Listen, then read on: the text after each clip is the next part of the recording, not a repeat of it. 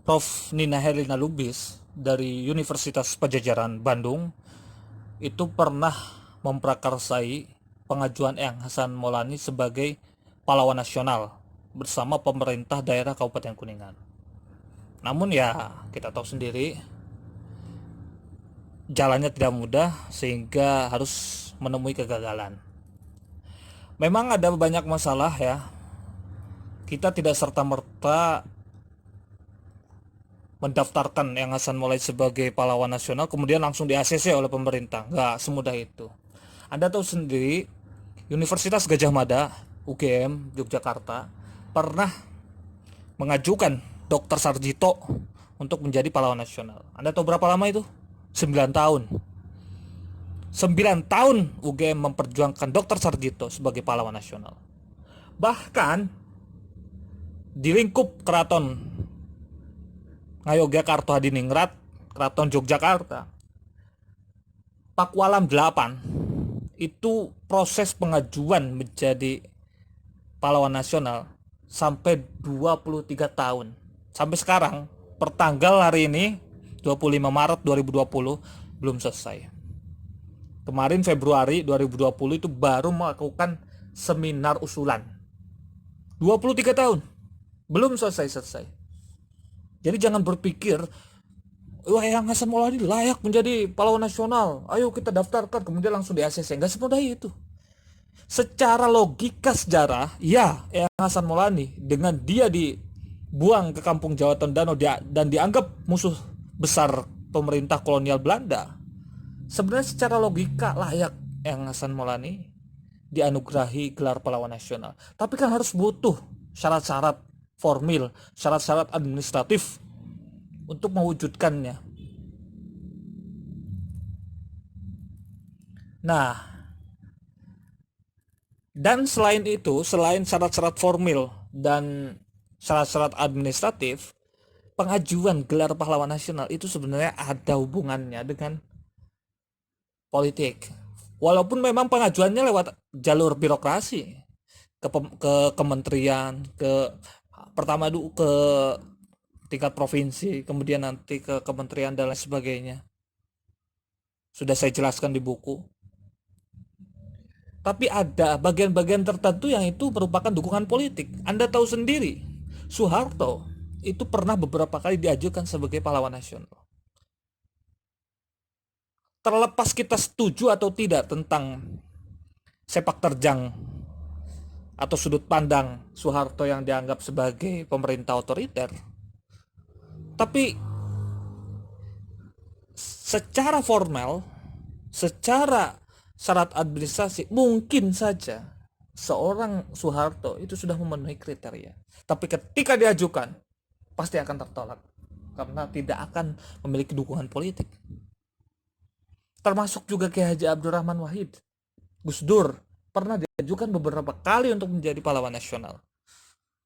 Tapi Anda tahu sendiri, musuh-musuh Gus Dur itu tetap ada di pemerintahan. Sejak masa lengsernya Gus Dur, ada terus di pemerintahan. Dan gelombang penolakannya pasti ada. Itu politik namanya. Itu yang harus dilihat itu. Padahal mungkin secara formal, secara administratif, seorang Gus Dur dengan berbagai macam sepak terjangnya, dengan berbagai macam pemikiran dan gagasannya yang pluralistik dan membantu penyatuan Indonesia, tetap gagal menjadi pahlawan nasional. Selama dukungan politik ini tidak sebanding dengan orang-orang yang menolaknya. Oleh karenanya, saya memiliki beberapa usul strategi mewujudkan Eyang Hasan Maulani sebagai pahlawan nasional. Saya yakin tidak akan mudah. Butuh waktu bertahun-tahun, butuh kerja keras, butuh melobi ini itu. Tapi jika kita berhasil mewujudkannya, nama Eyang Hasan Maulani akan harum semerbak. Kuningan akan terkenal. Nama jalan lintas utama di Kabupaten Kuningan akan berubah namanya menjadi Jalan Eyang Hasan Maulani dan menjadi kebanggaan kita bersama. Nah, oleh karenanya ada beberapa saran ya.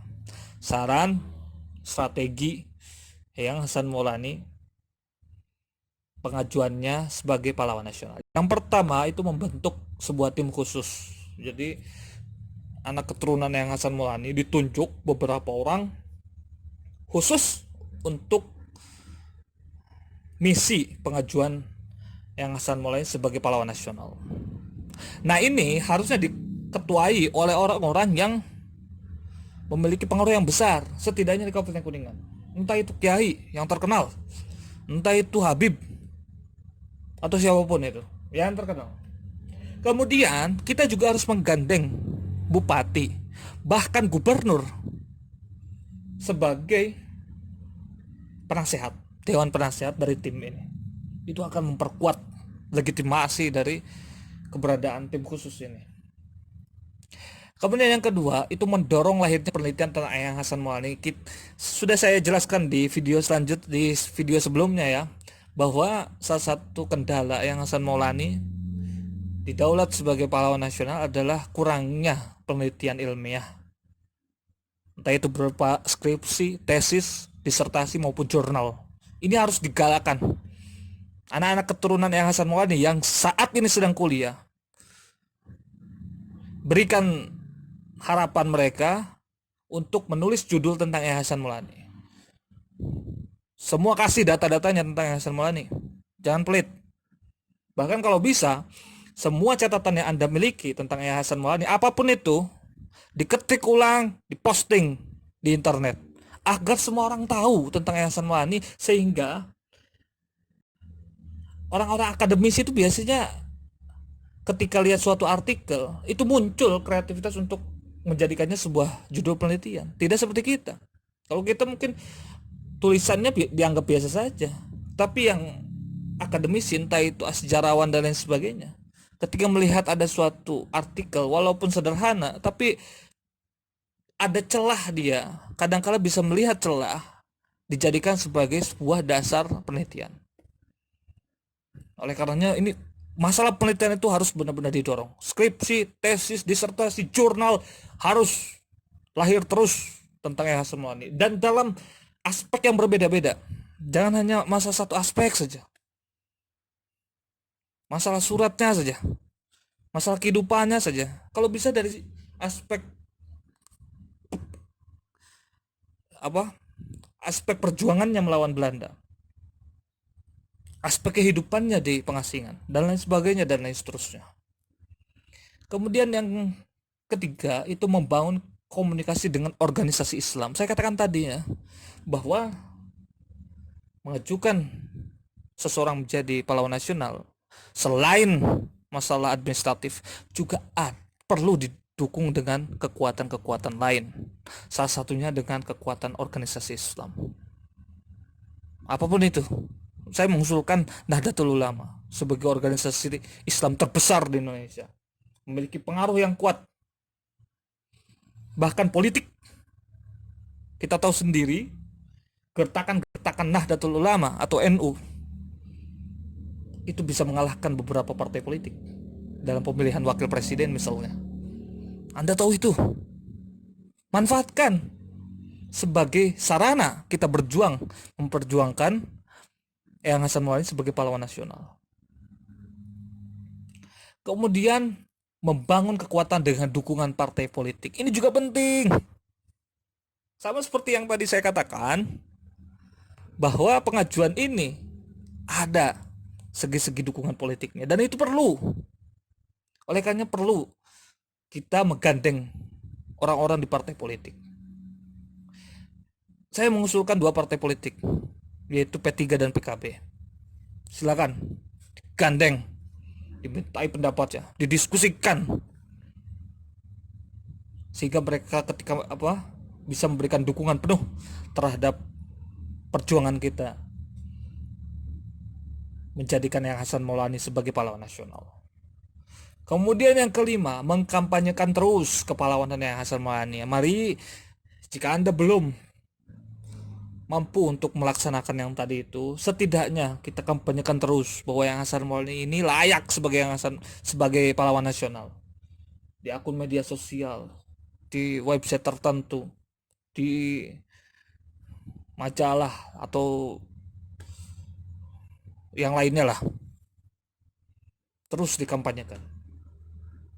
Jika masyarakat, setidaknya Kuningan, sudah mengenal kepahlawanan Yang Hasan Maulana, bahkan tanpa dukungan organisasi Islam dan partai politik pun, ketika masyarakat bersatu, masyarakat Kuningan, masyarakat Cirebon, masyarakat Majalengka mengenal seorang Yang Hasan Maulana, tulisannya menjadi banyak, itu dengan sendirinya pemerintah akan menganggap bahwa sosok Yang Hasan Maulana ini benar-benar layak sebagai pahlawan nasional.